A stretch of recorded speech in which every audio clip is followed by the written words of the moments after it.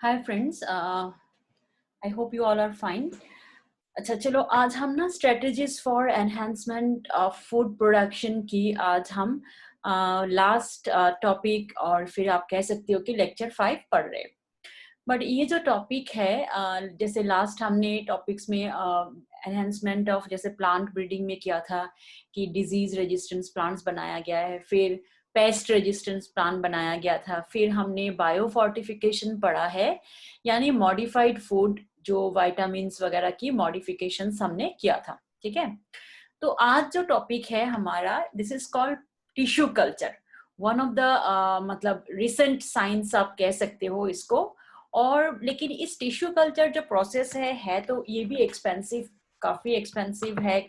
और इसको हम कॉस्ट इफेक्टिव बनाने के लिए वही है, एट ए टाइम हम एक प्लांट को मॉडिफाई नहीं करेंगे, कई सारे अगर प्लांट्स को एक टिश्यू कल्चर से मॉडिफाई कर सके तभी ये कॉस्ट इफेक्टिव बन सकता है, राइट। सो बेसिकली इसमें एसेप्टिक कंडीशन यानी हम क्या कर सकते हैं इसमें, जैसे पूरा आप अच्छी तरह से देखोगे स्टेरिलाइजेशन वगैरह, these are very important here, क्योंकि वही है कि अगर हम एसेप्टिक कंडीशन को नहीं मेंटेन करेंगे खराब हो जाती है ना, पूरा हमारा जो प्रोसेस है जो हमने किया है वो वेस्ट हो जाएगी बिकॉज ऑफ द बैक्टीरियल या फंगल इन्फेक्शन की वजह से, right? So let's start with plant tissue culture.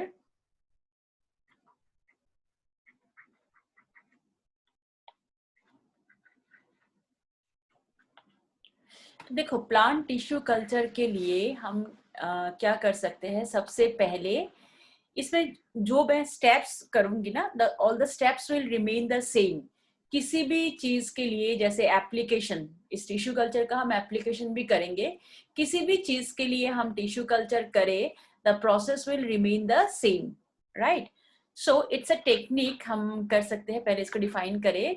Artificially basically हम एक टिश्यू लेते हैं, किसी का भी पार्ट प्लांट का ना, प्लांट में basically all the parts are totipotent. Totipotent का मतलब टोटल पोटेंशियल, उसकी हर cell, the capacity of the cell to produce a new organism of its own type from the existing part. किसी भी existing part को ले लो आप, उसके रूट का कोई पार्ट ले लो या कोई स्टेम का पार्ट ले लो या कोई लीफ का पार्ट ले लो, उससे आप बिल्कुल एक न्यू प्लांट कल्चर करके आर्टिफिशियली आप निकाल सकते हो। एंड दैट प्लांट, जो भी न्यू प्लांट होगी, हम टिश्यू कल्चर से प्रोडक्शन करेंगे, क्योंकि हमने वेजिटेटिव पार्ट लिया है, यानी root stem leaf are the vegetative parts of plant. तो क्योंकि हमने वेजिटेटिव पार्ट लिया है, जो भी ऑफस्प्रिंग्स होगा और जिस प्लांट से हमने टिश्यू को लिया है, they will be 100% alike, same होगा, चाहे वो जेनेटिकली हो या मॉर्फोलॉजिकली हो। So they can be considered as a clone, हम कह सकते हैं उसको। ठीक है। सो बेसिकली तो देखो, टिश्यू कल्चर का यही है, तो हम एक बार लिख ले। It's a technique of maintaining and growing plant cell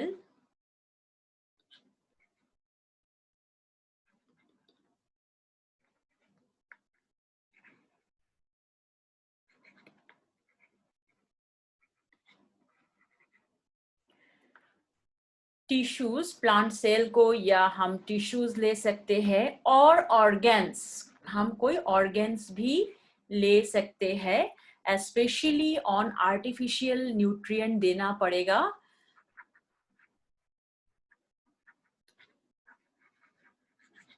on artificial nutrient,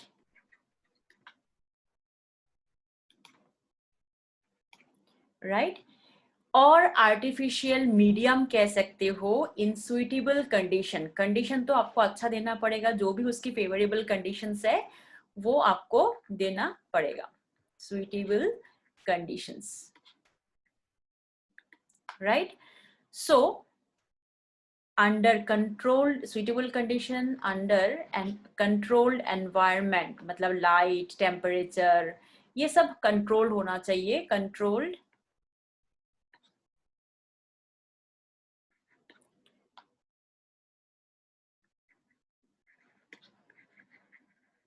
ठीक है। सबसे पहले देखो, first tissue culture was done by, किसने किया था? गॉटलिब हेबरलेंथ ने। ये नेम इंपॉर्टेंट है, तो इसको हम थोड़ा हाईलाइट कर देते हैं। Gottlieb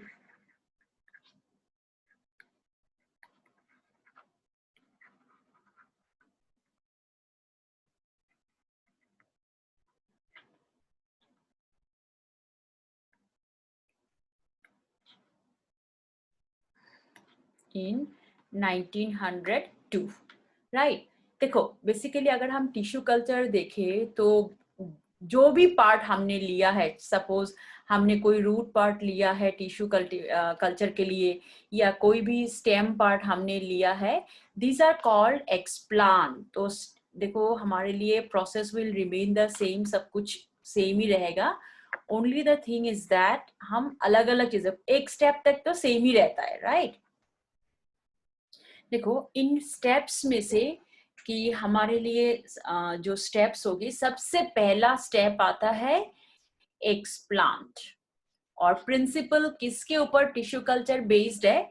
it is based on cellular totipotency. हम लास्ट में लिख देंगे प्रिंसिपल क्या है, यानी टोटीपोटेंसी यानी द कैरेक्टरिस्टिक्स या द सेल्स या the tissues of plant, they are all totipotent, that is capacity to regenerate to a new plant from the existing parts. जैसे एनिमल सेल्स में ना वी आर नॉट टोटीपोटेंट, हमारा कुछ part होती है जो पोटेंशियलिटी हो सकता है। जैसे देखो लीवर सेल्स है ना, लीवर सेल्स कैन रिजेनरेट। पूरा लीवर ट्रांसप्लांट नहीं होता, जैसे किसी से 10% लीवर की पार्ट डोनेट करते हैं, कोई 20% डोनेशन करते हैं, बाकी द लीवर सेल्स खुद रिजेनरेट हो जाता है। क्योंकि पूरा हम एक ऑर्गेनिज्म नहीं बन सकते एनिमल सेल्स में, सो इट्स कॉल्ड प्लूरोपोटेंट, यानी पार्शियली पोटेंशियल। ठीक है। जैसे ह्यूमन बींग्स का मैं अभी किसी चैप्टर में आपको स्टेम सेल्स बोल रही थी, जो एम्बिलिकस की सेल्स है ना, जो mother after birth of the baby जो सेल्स एम्बिलिकल कॉर्ड पे एसोसिएटेड रहते हैं, they are called the stem cells. तो जो स्टेम सेल्स है उससे वो पूरा एक मतलब ऑर्गेनिज्म बन सकता है अगर हम उसको कल्चर करें। So those stem cells are totipotent cell, इसी वजह से उन सेल से क्लोनिंग हो सकता है। So what is explant? Basically the tissue to be cultured is called explant, वो टू बी कल्चर्ड। ठीक है, वो एक स्टेम का पार्ट हो सकता है, वो एक रूट का पार्ट हो सकता है ना। So any part like it can be root हो सकता है, स्टेम हो सकता है, और लीफ या कोई फ्लावर का भी कोई पार्ट हो सकता है, right. So this is called the explant. अब मैं क्या कह रही हूँ कि भाई इसमें तो बहुत ज्यादा, मतलब आप क्या मानोगे कि स्टेरिलाइजेशन की जरूरत है। So this is the aseptic condition. आप ऐसा नहीं होगा कि आपने एक्सप्लांट ले लिया और आप टिश्यू कल्चर में शुरू हो गए। ये हम एक लैब में करते हैं, जहां जो इंसान करता भी है, जो साइंटिस्ट या जो भी पर्सन एसोसिएटेड होगा, मतलब वो टिश्यू कल्चर कर रहा होगा, खुद से ही उसकी एसेप्टिक कंडीशन पहले मेंटेन करना होगा। कैसे मेंटेन करेगा? मतलब जैसे हम लैब की कपड़े पहनते हैं, और जैसे ही देखो वो जो लैब की रूम होती है, उस रूम के डोर में एक स्ट्रॉन्ग एयर फ्लो, जिसे हम कहते हैं लेमिनर एयर फ्लो या लेमिनर हुड कहते हैं। हमारी हाथ या हेयर सारे कवर्ड रहता है, हाथ वगैरह हम अच्छे से स्टेरिलाइज करते हैं, और जैसे ही हम रूम में एंट्री करेंगे the laminar hood is on, मतलब स्ट्रॉन्ग हवा की प्रेशर आएगा और आपके बॉडी के ऊपर जो भी डस्ट पार्टिकल्स है, जर्म्स है, उसको वो हटा देता है। This is called laminar air bath कहते हैं कई बार। ठीक है। और फिर जब हम जाएंगे अंदर, जो एक्सपेरिमेंट करते हैं वो एक ग्लास के चारों तरफ से एक बंद बॉक्स की तरह होती है। हम स्टूल में बैठे होते हैं और उस बॉक्स के अंदर सिर्फ हमारे हाथ की इतनी पार्ट्स अंदर होता है। ठीक है, रेस्ट हम बाहर से देखते हैं। We are not allowed to put our other body parts inside the box. उस बॉक्स को कहते हैं लेमिनार बॉक्स कहते हैं। उसी के अंदर हम बैठेंगे और सारा कुछ करेंगे। बॉडी पार्ट्स इसलिए एक्सपोज नहीं होता है, मैंने क्या कहा कि एसेप्टिक कंडीशन, एकदम साफ सफाई, कोई डस्ट पार्टिकल्स नहीं, कोई बैक्टीरिया की एंट्री नहीं, तो हम चारों तरफ से उस बॉक्स, ग्लास की जो बॉक्स होता है जिसे हम लेमिनार बॉक्स कहते हैं, उसके अंदर ट्यूबलाइट्स लगी रहती है जो ना यूवी रेस छोड़ता है। व्हाई? क्योंकि यूवी रेस जर्म्स को किल कर सकता है, they can kill all the fungal particles, they can kill the bacterial particles. लेकिन अगर हम अपने बॉडी पार्ट्स को उसके साथ एक्सपोज करें, these UV lights can cause mutation to us, हमारे जीन्स म्यूटेट कर सकता है ना, चेंज हो सकता है। तो फिर आप क्वेश्चन करोगे कि भाई मैम आपने तो ये कह दिया, लेकिन हमारी हाथ तो अंदर जा रहा है, बिना हाथ अंदर जाए हम इक्विपमेंट्स को कैसे यूज करेंगे? हाँ, यू आर राइट, हम हाथ को अंदर करते हैं, but we put a batch over here which can absorb the radiation only in this part, ठीक है? बाकी हमारे बॉडी पार्ट्स में म्यूटेशन होने नहीं देगा वो, right? So this is the way we take ourself, we protect ourself। और फिर जो भी हम इक्विपमेंट्स, जैसे कोई ग्लास वेयर्स हम यूज कर रहे हैं, कोई हम लाइक फोर्सेप यूज कर रहे हैं, किसी भी तरह की स्टील की इक्विपमेंट्स हम यूज करें, किसी भी तरह की कॉटन हम यूज करें, any type of glassware, we sterilize those glassware in a pressure cooker. एक प्रेशर, जैसे हम घर में प्रेशर कुकर यूज करते हैं ना, बट उसमें व्हिस्लिंग आती है, तो ये भी हाई प्रेशर के अंदर एक ऑटोक्लेव मशीन बोलते हैं, दिस इज कॉल्ड ऑटोक्लेव, जिसमें 15,000 पाउंड प्रेशर में हम रखते हैं, अंदर गर्म पानी होती है, और we put all the Borosil equipments, glasswares inside it, और इतनी प्रेशर, इतनी हीट में वो सारे इक्विपमेंट्स को स्टेरिलाइज कर देता है, राइट? तो इस तरीके से हमें हर चीज, लेकिन देखो जब हम एसेप्टिक कंडीशन मेंटेन करते हैं, मतलब हमारे लिए जो नेक्स्ट स्टेप आएगी, एक्सप्लांट तो आपने ले लिया, उसके बाद आता है एसेप्टिक कंडीशन। तो एसेप्टिक कंडीशंस में हम क्या कर सकते हैं? बेसिकली स्टेरिलाइजेशन, जितनी भी चीजें हम यूज करेंगे, that we have to sterilize it. लेकिन हाँ, ये जो टिश्यू हमने लिया है, रूट का पार्ट हो, स्टेम का पार्ट हो, या लीफ के पार्ट हो, उसको हम इस प्रेशर में स्टेरिलाइज नहीं कर सकते, इट विल मेल्ट, खाना बन जाएगी, बिल्कुल वो पक जाएगा। तो उसके लिए हमारे पास एक शैम्पू होता है, बहुत माइल्ड शैम्पू है, जिसका नाम है एक्स्ट्रान DX। उसी शैम्पू से हम इसको अच्छी तरह से क्लीन करते हैं, किसको? दैट एक्सप्लांट को, the tissue to be cultured. So हम सबसे पहले किसको स्टेरिलाइज करेंगे? The explant is sterilised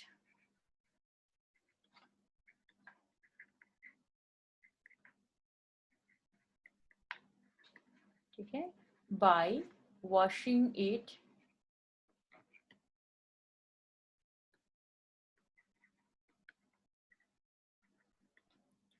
mild shampoo called Extran DX कहते हैं इस शैम्पू को, ठीक है? तो हमने इससे वॉश कर लिया। अब हमारे पास क्या रहता है कि हम न्यूट्रिएंट, जो न्यूट्रिएंट है उसको हमें स्टेरिलाइज करना है, इक्विपमेंट्स को स्टेरिलाइज करना है। So the equipments like forceps, glasswares are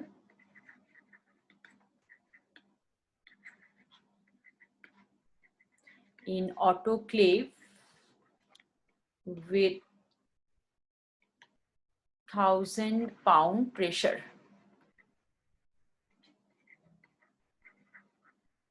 ठीक है? और न्यूट्रिएंट जो हम यूज करते हैं as a source of food, इसको भी हमें स्टेरिलाइज करना पड़ेगा। कैसे करेंगे? जो भी, मतलब इसको भी हमें ना ऑटोक्लेव से, या जो भी है, sterilization of the nutrients, right? But हाँ, इतना ज्यादा प्रेशर में इसको नहीं करेंगे। सो स्टेरिलाइजेशन ऑफ न्यूट्रिएंट भी आप करोगे, और कल्चर मीडियम,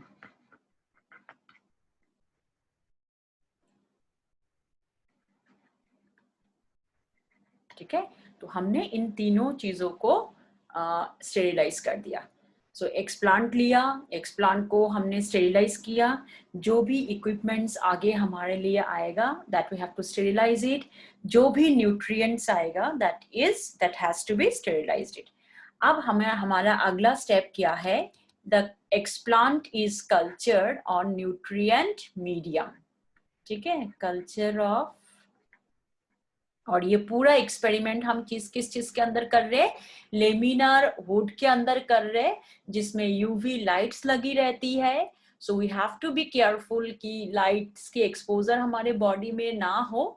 और ये लाइट्स क्यों लगी रहती है, ताकि दीज यूवी लाइट्स होती है, they can keep protected the whole culture things जो भी हम यूज कर रहे हैं फ्रॉम बैक्टीरिया या फिर फंगल इन्फेक्शन से, right. So culture of explant in nutrient medium,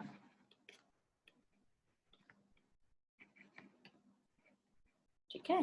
तो हमने कौन सा न्यूट्रिएंट मीडियम देना है, कई सारे न्यूट्रिएंट मीडियम है, और इवन देखो हार्मोन्स की भी रिक्वायरमेंट होती है। So let's see the nutrient medium.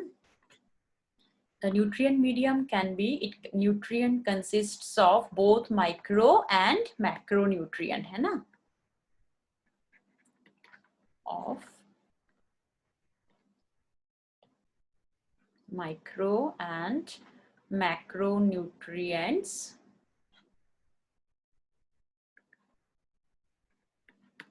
right?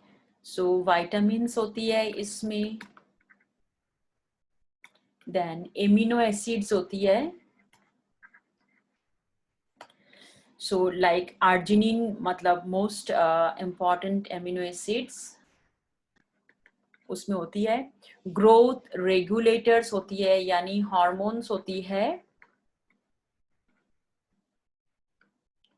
ठीक है, हम ग्रोथ रेगुलेटर्स की नाम देखेंगे अलग से। कोकोनट मिल्क, हाँ यहाँ से एक क्वेश्चन आता है, वेरी वेरी इंपॉर्टेंट, देखो will put star mark over there. Coconut milk जो होती है ना, जैसे व्हाइट पार्ट ऑफ कोकोनट या कार्नेल बोलते हो, उसको ग्रेट करके एक व्हाइट कलर की मिल्क हम एक्सट्रैक्ट करते हैं, वी ईट इट, हम कई सारे डिशेस बनाते हैं उन कोकोनट मिल्क से, राइट। तो दिस कोकोनट मिल्क में साइटोकाइनिन इतनी ज्यादा एनरिच्ड होती है, this is a huge source of cytokinin, so they are the best natural nutrient for tissue culture, right. So this is again very important, ये growth of plant जो chapter आप पढ़ते हो 11th में, उससे क्वेश्चन आती है ये। सो this is very very important, आप देखोगे काफी सालों में ये रिपीट हुआ है, ठीक है। रिच इन साइटोकाइनिन, हार्मोन्स की जरूरत होता है ना, तो साइटोकाइनिन बहुत जरूरत होती है, is best nutrient medium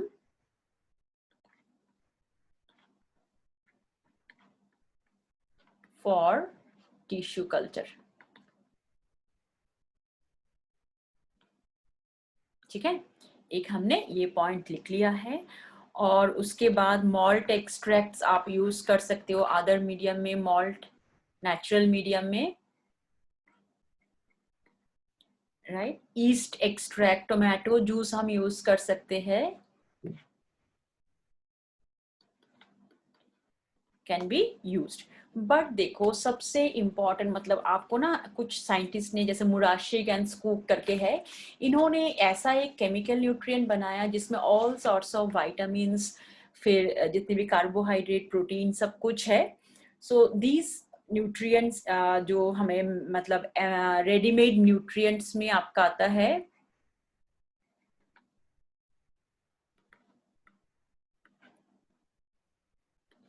ठीक है, MS medium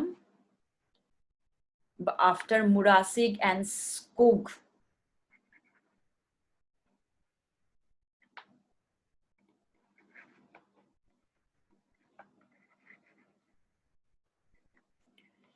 ठीक है, developed in 1962। So MS medium कहते हैं, और जो हमारे लिए चाहिए एक agar thickener, agar is used as a thickener, आप जानते ही हो ना, जेलेडियम यानी एक रेड एल्गी की सेल वॉल से एक्सट्रैक्शन होती है,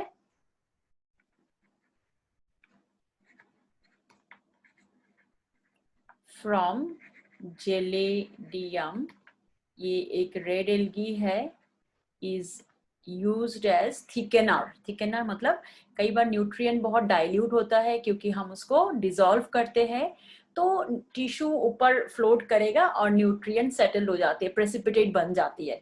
तो इन ऑर्डर टू दैट कि कांस्टेंट सप्लाई ऑफ न्यूट्रिएंट रहे, we use a type of thickener जिसका नाम है अगर अगर, ठीक है, is used as a thickener. ठीक है, हम धीरे धीरे टिश्यू कल्चर वगैरह कर रहे हैं, तो वी आर, हम साइंटिस्ट भी बन रहे हैं धीरे धीरे, but you should know this things, right. So अच्छा, अब देखो हमारे लिए हार्मोन्स, कौन कौन सी हार्मोन्स की जरूरत है। ये एक तरह से ना प्लांट ग्रोथ की पार्ट भी यूज हो रहा है। सो सबसे पहले तो हम हार्मोन्स में ऑक्सिन यूज करते हैं, very very important as a rooting medium, roots को इनिशिएट करने के लिए। और ऑक्सिन में भी आप क्या यूज कर रहे हो, IAA, इंडोल एसिटिक एसिड,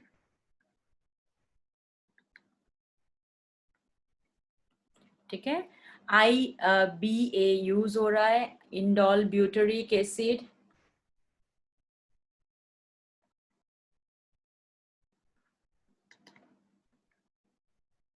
ठीक है। उसके बाद NAA यूज हो रहा है, naphthalene acetic acid,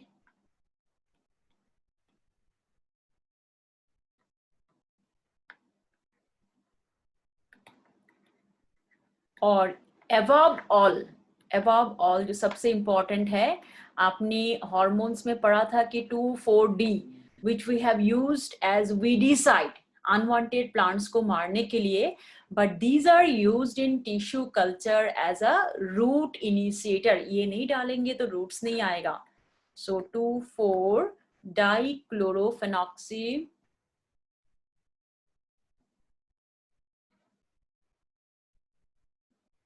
acetic acid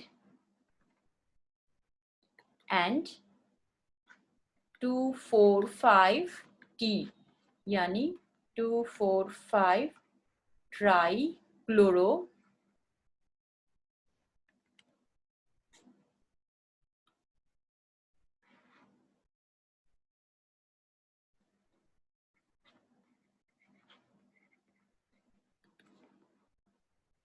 ठीक है। So basically this auxin hormone हो गया। दूसरा जो हमारे लिए हार्मोन यूज होगी विच इज साइटोकाइनिन, ठीक है ना। साइटोकाइनिन शूट एक्टिवेटर के लिए होती है, मतलब अदर पार्ट, एरियल पार्ट, ठीक है ना आया। सो इसमें हम BAP that is 6-amino benzyl purine, ये यूज होती है। देन काइनेटिन यूज होती है, ठीक है। और फिर some amount of gibberellin are used and abscisic acid, polyamines, but इनकी मतलब नेग्लिजेंट ही मतलब यूजेस है, राइट। तो सबसे पहले हमने एक्सप्लांट लिया, सारे इक्विपमेंट्स को क्लीन किया, that is called aseptic condition. तीसरा हमने न्यूट्रिएंट्स पे कल्चर करना है। So these are some of the nutrient plus the हमने हार्मोन्स जो भी यूज होता है उसको भी किया है, राइट। सो अब जो हमारे लिए है culture of explant in nutrient medium, right. So these nutrient medium में जो कल्चर होती है, अगेन इट्स ऑफ 2 टाइप, ठीक है ना। सबसे पहले हमारे लिए आता है सस्पेंशन कल्चर,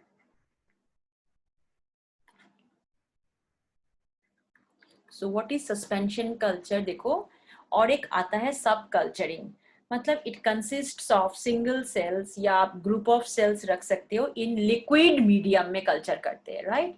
जितनी भी मैक्रोन्यूट्रिएंट है या जितनी भी माइक्रोन्यूट्रिएंट है, these are dissolved in water, तो लिक्विड न्यूट्रिएंट मीडियम बन गया। बट क्या होता है कई बार अगर हम उसको छोड़ दे, जैसे मीडियम रखा उसके ऊपर हमने टिश्यू को कल्चर करना है, राइट। लेकिन क्या होता है कि लिक्विड मीडियम में ना बहुत जल्दी प्रेसिपिटेट बन जाती है। तो जो भी मैक्रो माइक्रो न्यूट्रिएंट है they will settle at the base, वो प्रेसिपिटेट बन के बेस पे आ जाता है, ऊपर सिर्फ पानी पानी रहता है, राइट। तो उससे क्या होता है, जो टिश्यू रख रहे हो ना उसको न्यूट्रिएंट मिलता नहीं है। तो इस कल्चर मीडियम में ना you need constant aeration. Aeration मतलब जैसे हम एजिटेशन, किसी चीज से हमें हिलाना पड़ेगा न्यूट्रिएंट को, so that the nutrient does not settle as precipitate, right. So basically group of single cell और मतलब हम टिश्यू को भी तो ले सकते हैं, तो ग्रुप ऑफ सेल आ जाएगा ना, तो उसमें group of cells cultured in liquid nutrient medium,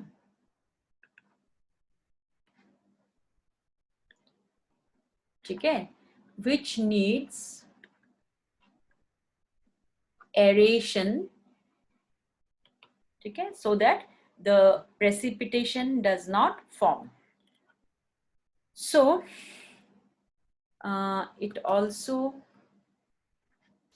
needs 2,4-D and suspension culture grows more better than callus culture. एक और कल्चर आती है callus कल्चर,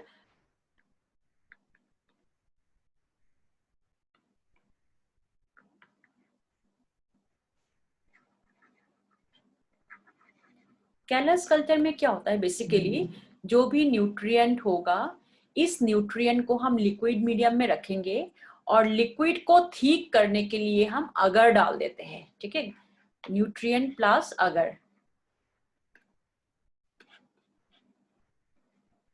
उसको कहते हैं callus culture.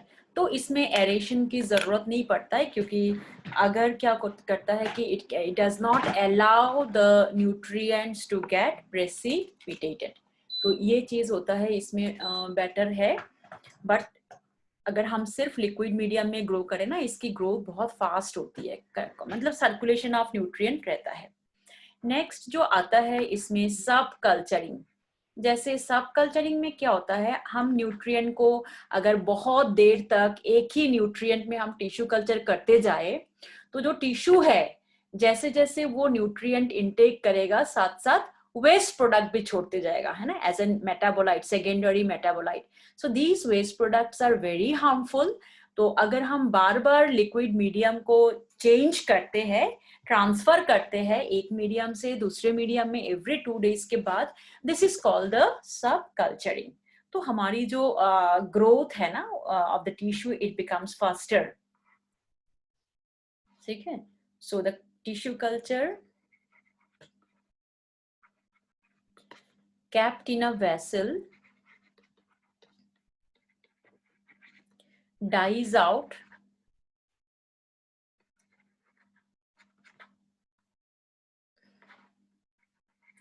due to deposition of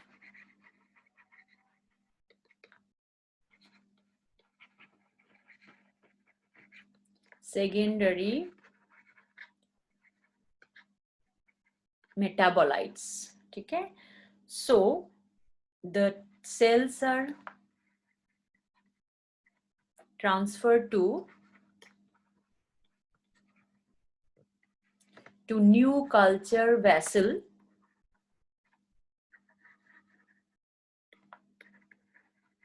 quite frequently, है ना, containing fresh medium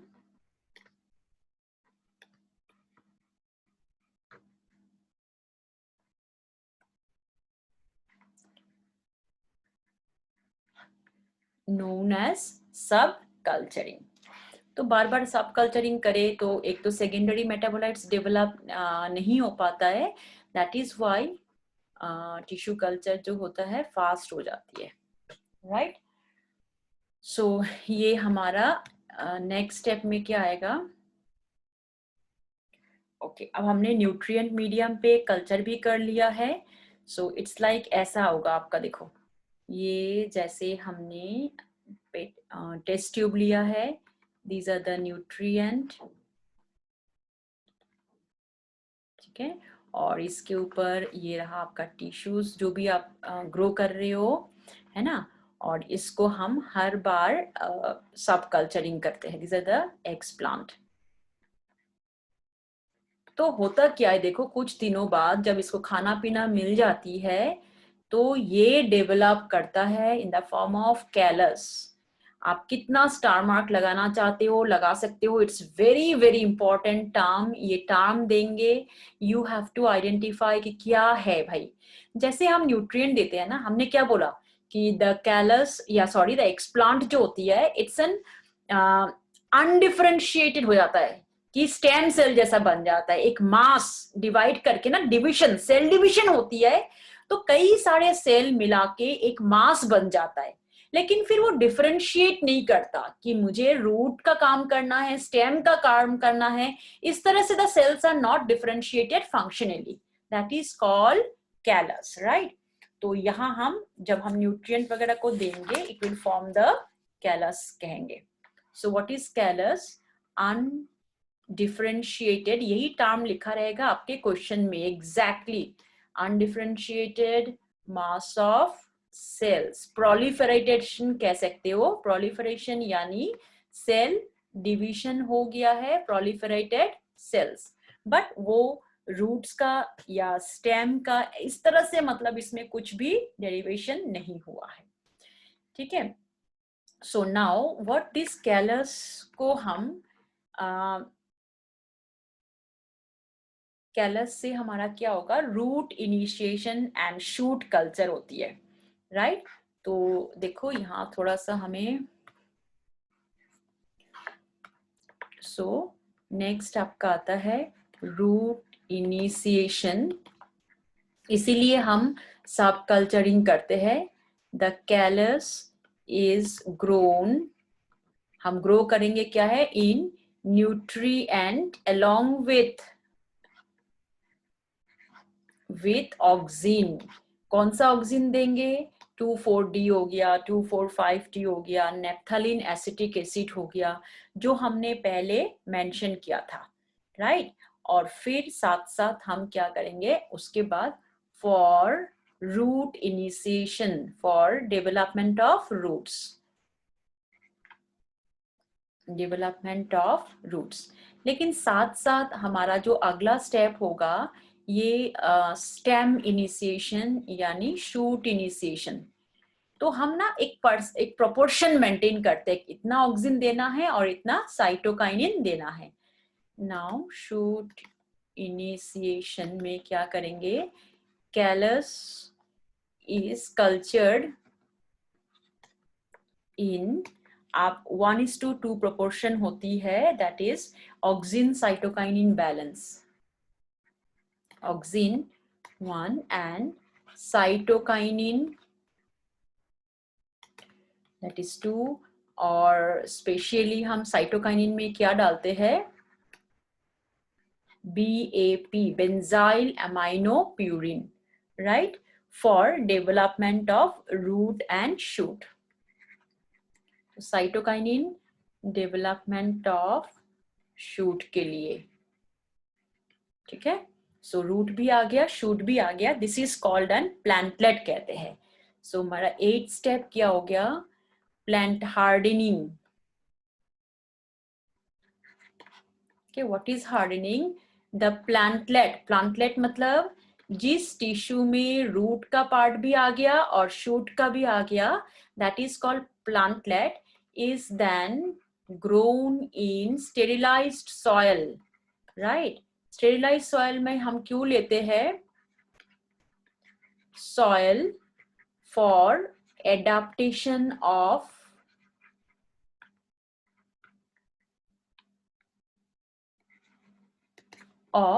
फोटोसिंथेसिस। क्योंकि अगर हम इसको नॉर्मल सॉइल में डालेंगे तो वो नॉर्मल सॉइल में कई सारे माइक्रो ऑर्गेनिजम्स भी होते हैं, इन्फेक्शन हो जाएगा, फिर इट कैन नॉट ग्रो। हम स्टेरिलाइज सॉइल में धीरे धीरे इसको ग्रो करेंगे और जैसे ही ये न्यूट्रिएंट मीडियम को यूज करना बंद कर देगा, अपना खुद से खाना बनाएगा, फोटोसिंथेसिस वगैरह करेगा, and then we can transfer it into normal soil में, राइट। सो ये मेरा कौन सा स्टेप था, इट वाज 8 ऑन, ये रहा मेरा 9th step is then it is grown in, transferred to, after adaptation, transfer to normal soil.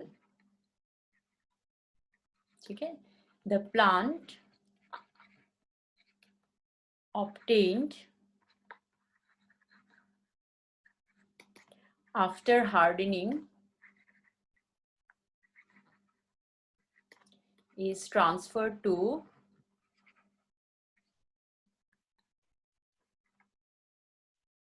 normal soil. ठीक है, the new plant, जो भी हमें new plant obtained is genetically and morphologically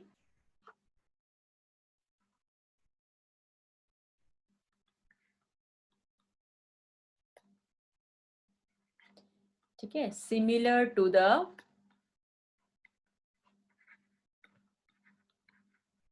plant from where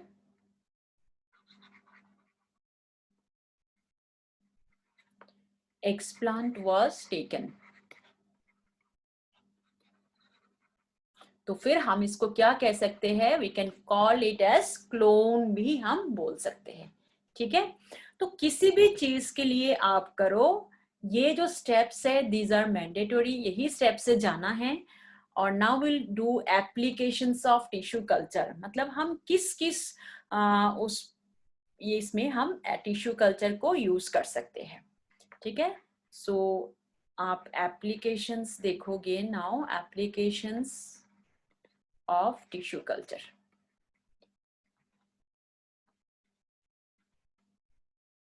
So सबसे important देखो, ये इसी application से ही ज्यादातर क्वेश्चन देते हैं. सबसे important है सोमाटिक एम्ब्रियो बोलते हैं. Now what is somatic embryo? अब इस टर्म को देखो, सोमैटिक मतलब एम्ब्रियो हमें कहाँ से मिलती है, फ्लावर है ना, फ्लावर की after fertilization it forms the seed, और सीड के अंदर होता है एम्ब्रियो, तो दैट इज रिप्रोडक्टिव एम्ब्रियो, है ना. लेकिन यहाँ पे हम क्या करते हैं, एम्ब्रियो हमें मिलेगा कहाँ से, एक रूट की पार्ट से मिल सकता है, या फिर स्टेम की पार्ट से, या फिर लीफ की पार्ट से. सो अगर सोमैटिक टिश्यू को हम एम्ब्रियो में कन्वर्ट करें, that is called somatic embryo. तो हमें देखो कैलस इंपॉर्टेंट है. द कैलस जो होती है, अब अगर हम callus is cultured in only, हम साइटोकाइनिन में कल्चर करें या हाई कॉन्सेंट्रेशन ऑफ ऑक्सिन डाले हम, दैट इज कॉल्ड, हमारा उसमें से एम्ब्रियो बन सकता है. सो the callus is cultured in high concentration of auxin. ठीक है, so it develops to form embryo. मतलब हम कैलस को ही सारा करेंगे, वहां तक तो सबके लिए सेम है. ठीक है, एम्ब्रियो डेवलप होता है, नोन एज सोमाटिक एम्ब्रियो.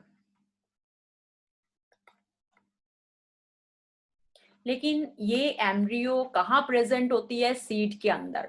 सो जैसे ही हम सोमैटिक एम्ब्रियो, देखो कई बार क्या होता है, एम्ब्रियो अलग अलग जगह पे कई बार ऐसा प्लांट होती है कि सपोज दिल्ली में उसका सीड नहीं मिलता, it has to be transported from other state से. तो ट्रांसपोर्टेशन में कई सीड्स खराब हो जाती है, क्योंकि कई बार बहुत हॉट हीट होती है, कई बार बहुत कोल्ड होती है, तो सीड्स खराब हो जाती है. अब हम उसी एरिया पे ऐसे आर्टिफिशियली हम सीड बना सकते हैं, क्योंकि एम्ब्रियो जनरली ओपन नहीं रहता है, it has to be developed into seeds. तो हम आर्टिफिशियल सीड्स के बारे में पढ़ेंगे. So this somatic embryo is kept in a gel, एक जेल के अंदर हम रखेंगे, in a gel called sodium or calcium alginate. The embryo develops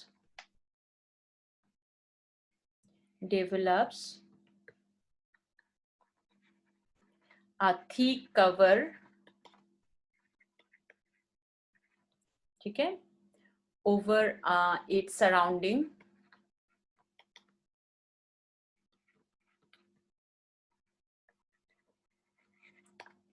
ठीक है, फॉर्मिंग, जैसे ही वो थिक कवरिंग बन जाएगा, it will form an artificial seed, ठीक है।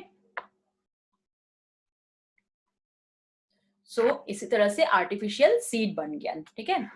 जो हमारा नेक्स्ट है, इट्स वेरी इंपॉर्टेंट, फिर हम क्या लगाएंगे यहाँ पे, बहुत सारे स्टार्स। आप या तो इसे हम कहते हैं वायरस फ्री प्लांट, कैसे आप ऑब्टेन कर सकते हो, या आप इसको मेरिस्टेम कल्चर में भी पढ़ सकते हो, ठीक है। देखो, हर साल हमारे एग्रीकल्चरल फील्ड वायरस की वजह से, और वायरस ऐसा इन्फेक्शन है, अगर प्लांट पे लग गया तो बिल्कुल ही सारे पूरे एग्रीकल्चरल फील्ड को खराब कर देगा। एक प्लांट से दूसरे प्लांट में उसके स्पोर्स जाते रहेंगे, राइट। इवन हम पूरा एग्रीकल्चरल फील्ड को बचा भी नहीं सकते हैं अगर हमने ऐसा कुछ किया कि हमने किसी तरह से केमिकल डाला है, तो it can be harmful also, ठीक है ना। आप केमिकल डाल के वायरस को नहीं मार सकते हो। हमने जला भी दिया पूरा एग्रीकल्चरल फील्ड को, sometimes this fields are burn completely, तो आपने जला भी दिया, फिर भी कहीं ना कहीं इसका अगर स्पोर्स रह गया, वो अगले फिर नेक्स्ट कल्चर में भी खराब कर देगा एग्रीकल्चरल फील्ड्स को। उसका 1 on 1 सोल्यूशन कि बिल्कुल हमें 100% वायरस फ्री प्लांट चाहिए, then we can, for virus free plant we have to culture, जो हमारा एक्सप्लांट होगा ना, that explant should be root tip या शूट टिप्स हमें ले सकते हैं। वाई रूट टिप क्यों, या वाई शूट टिप क्यों? क्योंकि जो भी हम टिप्स लेते हैं ना, रूट या shoot tip, that consists of meristematic tissue, और मेरिस्टेमेटिक टिश्यू का एक कैरेक्टरिस्टिक्स है रैपिड सेल डिवीजन, बहुत फास्ट सेल डिवीजन होता है, इतना फास्ट कि न्यू सेल में वायरस पहुंचे तब तक वो सेल डिवाइड हो जाती है, ठीक है। सो टू ऑब्टेन, बाकी प्रोसीजर सेम रहेगा, to obtain a virus free plant, the tissue to be cultured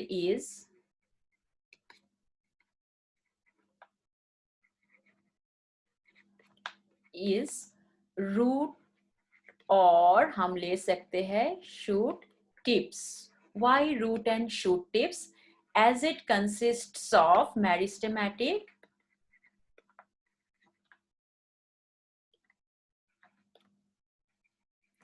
so meristematic tissues, ठीक है, which are rapidly dividing,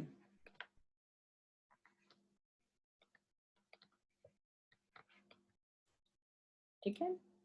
So the virus cannot divide within that period of time.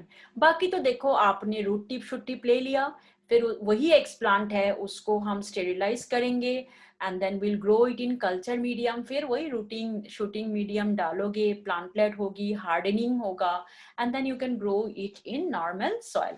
The technique procedure remains the same for each and every types of जो हम applications पढ़ते हैं उसके लिए. Next one is anther culture, के लिए भी हम टिश्यू कल्चर को यूज करते हैं, एंड एंथर जो होता है इसको हम हैप्लॉइड, क्योंकि एंथर से पॉलन ग्रेन प्रोडक्शन होती है, basically it's to culture pollen grain, तो इसे हम हैप्लॉइड कल्चर भी कह सकते हैं, right. So in this case the haploid gametes आप ले सकते हो, और मेल गैमेट, ठीक है ना, हैप्लॉइड मेल गैमेट हम ले सकते हैं, but we don't take gamete here, gametophyte लेते हैं, ठीक है, gametophyte called pollen. Pollen is the gametophyte. So pollen is taken as explant. यही हमारा explant होंगे, and this is cultured in normal anther culture medium, right? Explant cultured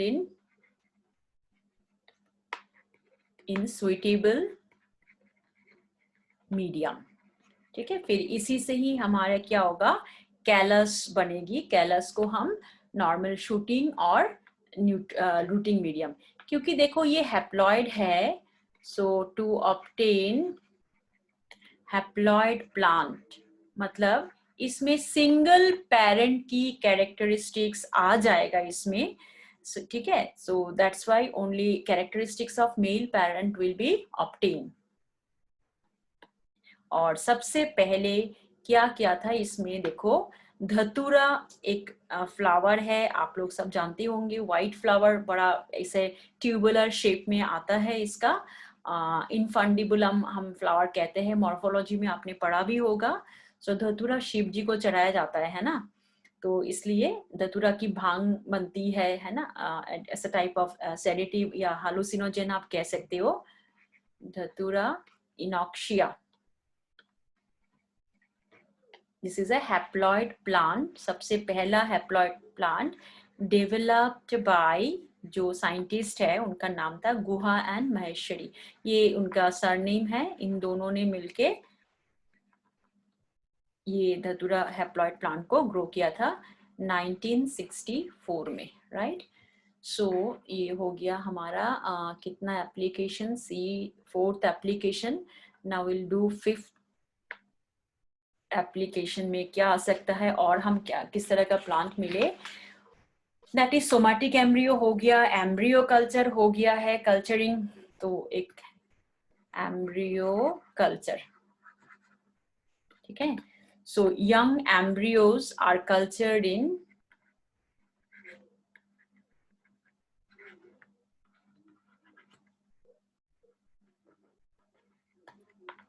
in nutrient medium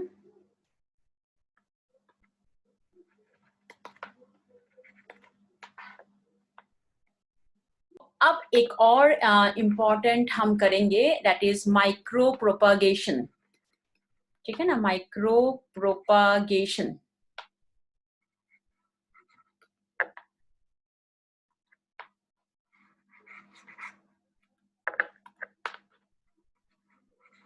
now what is micro propagation, देखो मैं अपना miniature plant कहते हैं, जैसे मैंने कैलस को ले लिया, ठीक है, the callus is cut into pieces, कई सारे पीसेस आप कर सकते हो, 1000 पीसेस, ठीक है, 100 पीसेस कर सकते हो, and each piece is cultured separately in nutrient medium, ठीक है, each piece is cultured separately in nutrient medium।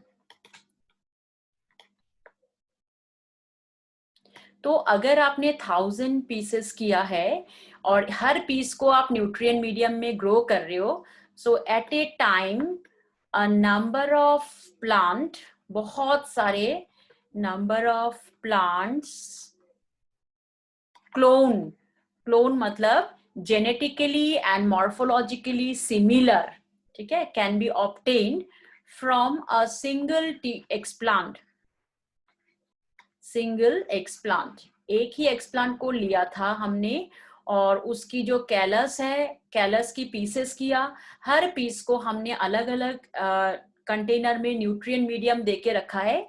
तो अगर आपने 100 पीस को लिया और अलग अलग न्यूट्रिएंट में ग्रो कर रहे हो, एक साथ 100 प्लांट प्रोडक्शन होगी, and that too genetically similar parent के साथ भी, और जो भी न्यू प्लांट्स हो रहा है they will be similar. So this is nothing but a clone, ठीक है, this is called micro propagation.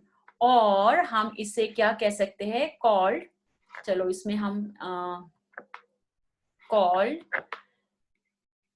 Micro propagation, या फिर हम इसे क्या कह सकते हैं, सोमा क्लोन्स कह सकते हैं। सोमा क्योंकि हमने सोमाटिक टिश्यू लिया था और उसी को हम क्लोन्स बना रहे हैं, that is Soma clones, Soma clonal propagation. इसमें एक और चीज हम कर सकते हैं, सोमा क्लोनल वेरिएशन। इवन देखो ये जो हम ले रहे हैं ना, जो भी हम ले रहे हैं, these are again, this can be made variation भी हम इसमें ला सकते हैं। जो भी सोमा क्लोन्स कह रहे हैं ना हम, उसमें भी हम वेरिएशन ला सकते हैं। जैसे हम ईच कैलस को हम ले, सो जेनेटिक वेरिएशन हर कल्चर मीडियम में रखा, कुछ ना कुछ चेंजेस हम कर सकते हैं उसमें भी। वेरिएशंस प्रेजेंट among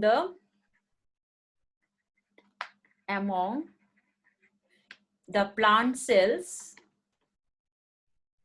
बट ये हमें आर्टिफिशियली करना पड़ेगा ड्यूरिंग टिश्यू कल्चर।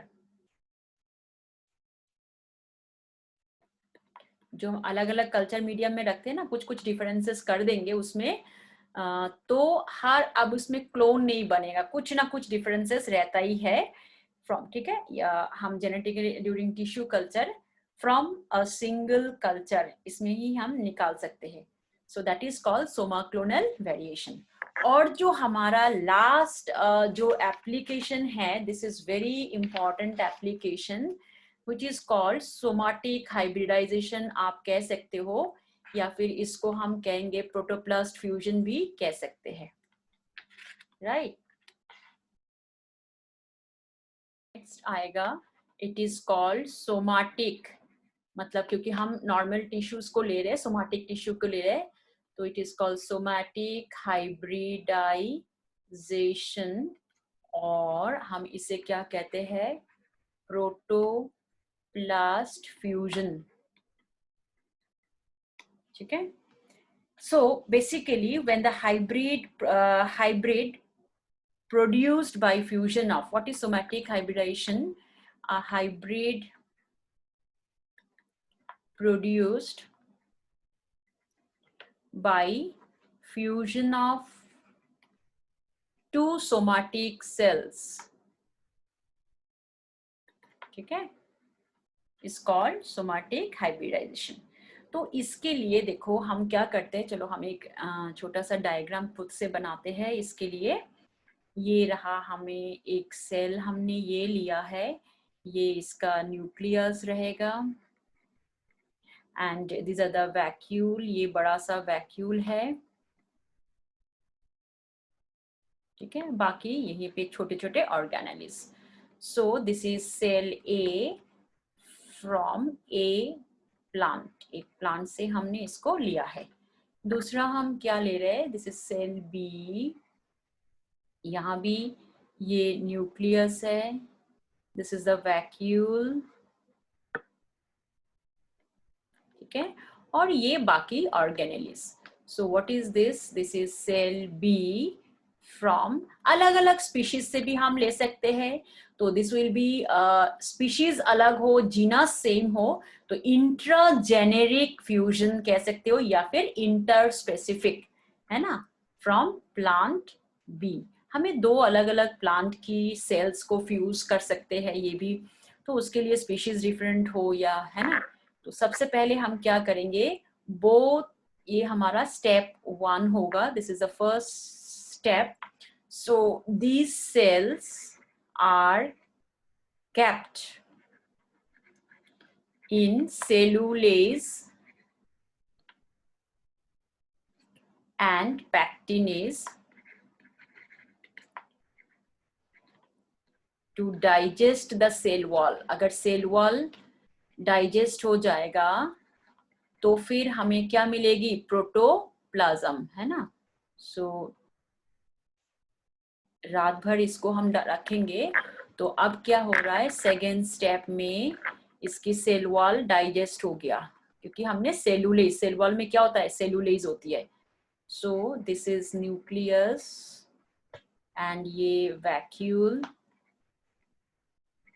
तो this is the protoplast, cell wall digest हो गया, तो प्रोटोप्लास्ट ऑफ सेल ए या प्लांट ए कह सकते हो। उसी तरह से इसका भी हमें प्रोटोप्लास्ट, ये रहा न्यूक्लियस, ये vacuole, so this is called protoplast of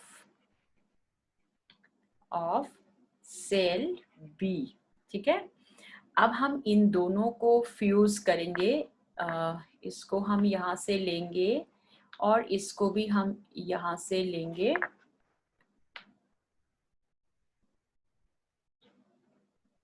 ठीक है।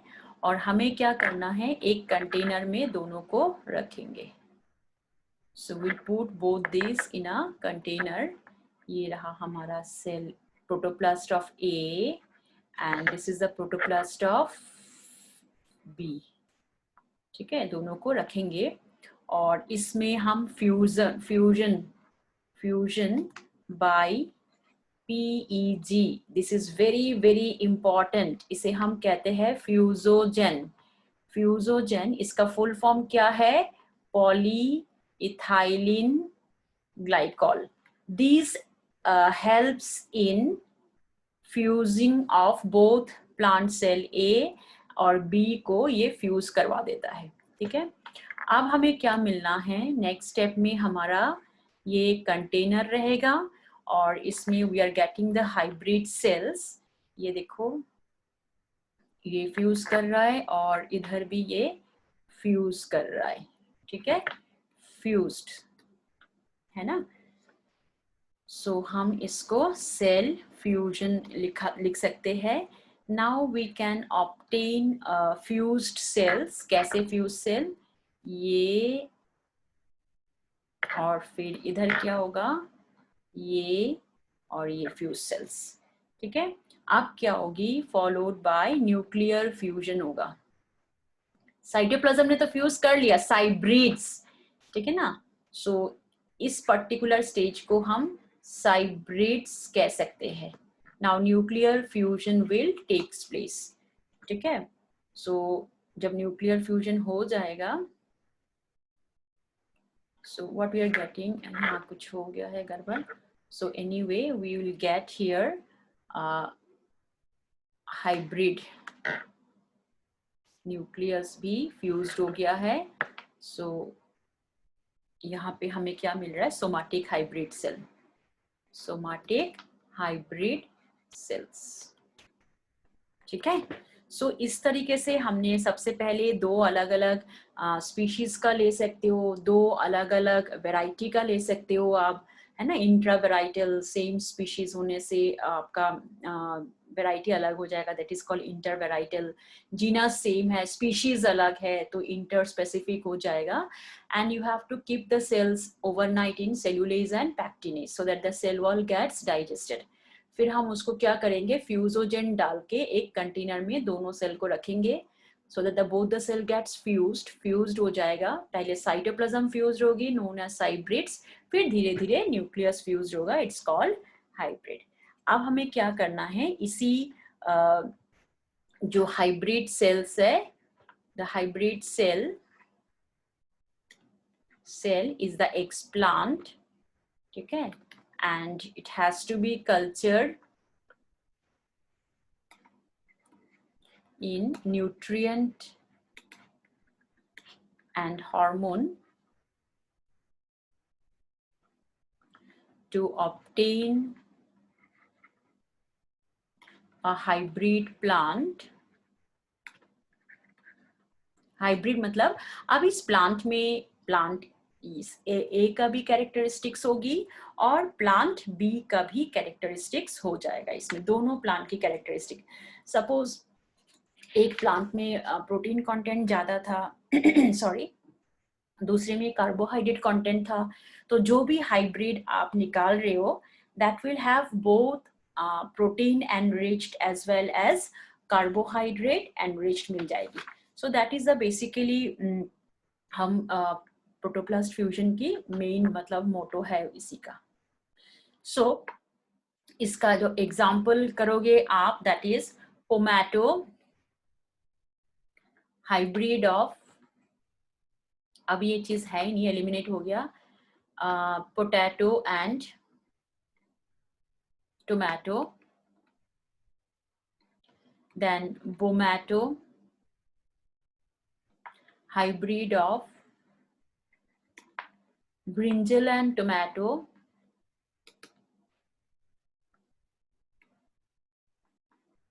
ठीक है। और सबसे पहले जो किया था दैट वाज इन निकोशियाना गुआका, एक टोबैको, थर्ड एक स्पीशीज ऑफ टोबैको हमारे पास आया था।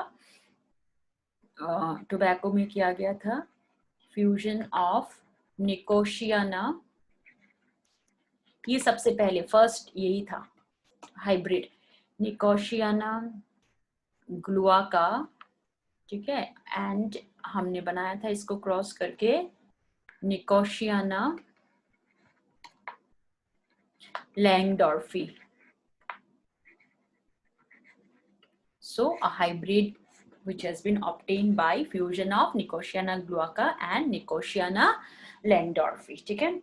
तो देखो एक चीज, जो सोमैटिक हाइब्रिड्स है या प्रोटोप्लास्ट टेक्नोलॉजी है, दिस इज वेरी इंपॉर्टेंट। आपको डायग्राम दिया जाएगा यहाँ पे, और डायग्राम की स्टेप्स में 1 2 लगा रहेगा, आपको आइडेंटिफाई करना होगा व्हाट आर दो स्टेप्स। सेकेंडली, यहाँ क्वेश्चन एंजाइम से आ सकते हैं, जैसे पहला स्टेप में मैंने सेलुलेज पैक्टिनेज लगाया, तो वो लेबलिंग करके fill in the blanks type रख देंगे आप, यू हैव टू पुट के एंजाइम क्या है, सेलुलेज एंड पैक्टिनेज। फिर जैसे पीईजी बोर्ड में भी क्वेश्चन आता है 1 मार्क के लिए, what is the fusogen used here. तो मोस्ट कॉमनली देखो प्लांट में हम पॉलीइथाइलिन ग्लाइकॉल यूज कर सकते हैं, otherwise we can do electrofusion also, मतलब हम इलेक्ट्रिक पल्स दे के भी स्टिमुलेट कर सकते हैं, करंट प्रोवाइड करके भी हम दोनों सेल्स को फ्यूज कर सकते हैं, right. So this can also be done, so that is called we can also do electrofusion also do electrofusion, ठीक है, by passing current,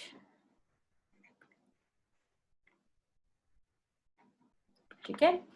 and if we use PEG, तो ये क्या है, केमिकल है, सो इट्स कॉल्ड कीमोफ्यूजन। कोई भी chemical अगर हम डालें तो इसे कहते हैं chemofusion, right. So this is intra, देखो इसमें ग्लुआका लैंगडॉर्फी, स्पीशीज अलग है, जीनस सेम है, so you can call it intra generic hybrid या फिर इंटर स्पेसिफिक हाइब्रिड। तो यहाँ बेटा स्टेप्स से क्वेश्चन देंगे आपको, ये क्या क्या स्टेप्स था, and those are very important here. और हम इसमें ना थोड़ा सा हम इसको एडिट कर देंगे कि हमने कलर लगाया, ये कोई टेक्निकली उसकी वजह से कलर चली गई होगी, so I edit it and put it, okay. So step A, जैसे हमने स्टेप 2 हो गया हमारा, दिस वाज स्टेप 3 है, ये हमारा स्टेप 4 है, and this is a step 5 है ये, and ultimately we are getting the 6th। और फिर हमारा 7th स्टेप क्या है, एक्सप्लांट को हम बाकी जो जैसे नॉर्मल प्रोसेस हमने पढ़ा है उसी में ही कल्चर करेंगे। एंड फिर मैं यहाँ पे एक और चीज देखूंगी, जैसे मैंने पॉलीइथाइलिन ग्लाइकॉल लगाया, this is very important, PEG का full form, it's a fusogen, right. इस फ्यूजोजेन का नाम आपको याद करना है। So we have completed with strategies in enhancement for food production, हमारा complete हो गया है। और देखो यहाँ से 2 क्वेश्चंस आता ही रहता है, और मैंने बोला ही था कि पहले बार कि दिस चैप्टर नीड्स मार्किंग, जो हमने नाम दिया है जैसे वेराइटीज का नेम, प्लांट किससे रेजिस्टेंट है, so those you have to learn it by heart, right.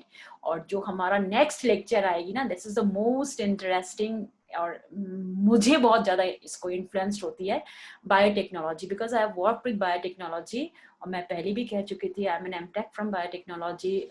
तो मेरे मतलब बहुत ही इंटरेस्टिंग सब्जेक्ट है। आज का जो सेंचुरी है ना, ये 21st century, it's for only biotechnology only, rather you can say genetic engineering, ठीक है। So till then, good bye, hope you stay well.